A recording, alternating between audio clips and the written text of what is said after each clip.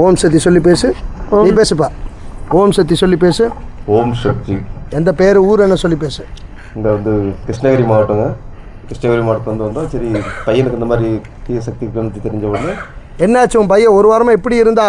உன் பாட்டுக்கு ஏதோ நைட்டு 10 மணி வரைக்கும் எதோ இருப்பான். சாப்பிட மாட்டான், இது பண்ண மாட்டான்.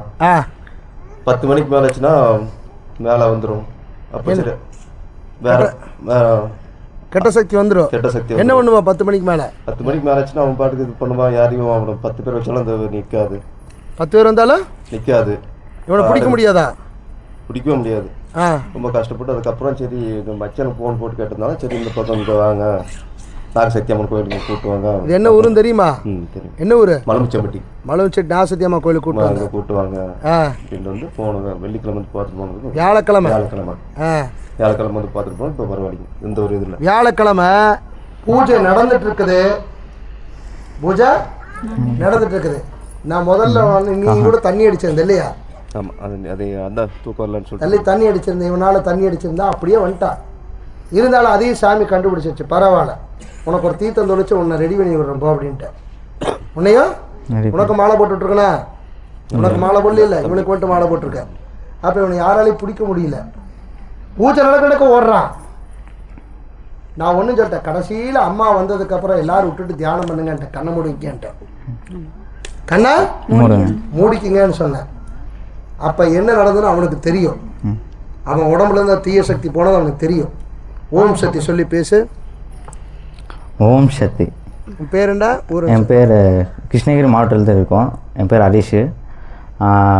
10 மணி மேலே ஆனாலே ரொம்ப ஒரு மாதிரி ஆயிரும். உடம்பெல்லாம் எங்கெல்லாம் எரிச்சல் ஆயிரும். இங்கே தொண்டை எல்லாமே எரிச்சல் ரொம்ப ஆயிரும். யாரை பார்த்தாலும் அடிக்கணும்.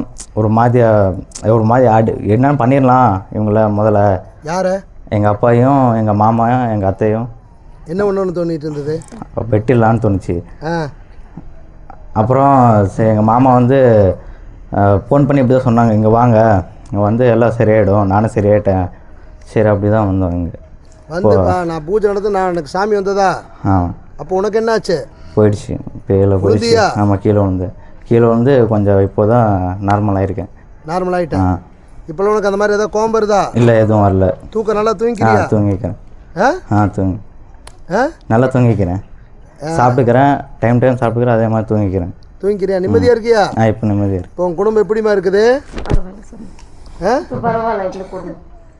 அதாவது அவனுக்கு இருக்கிற அந்த கெட்ட சக்தியை அந்த யாகத்தில் உட்கார்ந்தது அவனுக்கு ஒரு லக்கு. அந்த யாகத்தில் உட்கார்ந்தது அன்னைக்கு லக்கு. எல்லாரும் அத்தனை செலவழி பண்ணாங்க. இவன் ஈஸியாக வந்து அவன் நல்லாக்கிட்டு போயிட்டான். அதுதான் அம்மாவுடைய அருள் சக்தி. அவனுக்கு ஏதோ புண்ணியம் பண்ணியிருப்பான். ஏதோ ஒரு புண்ணியம் பண்ணியிருப்பான். இல்லைன்னா எப்பவுமே துஷ்ட ஆவியோ பேயோ பிடிச்சா உடனே அந்த இடத்துல வந்து அவன் குணமாகறானா அவன் செஞ்ச புண்ணியந்தான். அந்த பையன் எந்த கெடுதலும் செஞ்சிருக்க மாட்டான். எந்த கெடுதல் 4 பேருக்கு நல்லது பண்ணியிருப்பான். அதனால தான் கடவுள் உடனே அவன் கெட்ட சக்தி காப்பாற்றிட்டார். அது எங்கேயோ வந்து ரயில் ரோட்டில் சூசைட் பண்ண பொண்ணை போய் இப்படி பார்த்துருக்கான். அப்போவே உளுந்து வந்தான். அப்படியே அது அண்டிருச்சு. அவ்வளோதான்.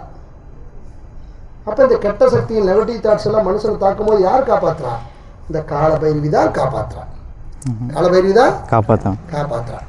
அதுதான் அம்மனுடைய அருள் சக்தி. அம்மாவுடைய மாலையை போட்டாச்சுன்னா ஒரு மனித வாழ்வில் ஏற்பட்ட அத்தனை துன்பமும் மாயமாகிடும். ஓம் சக்தி, ஓம் சக்தி. போய்க்க.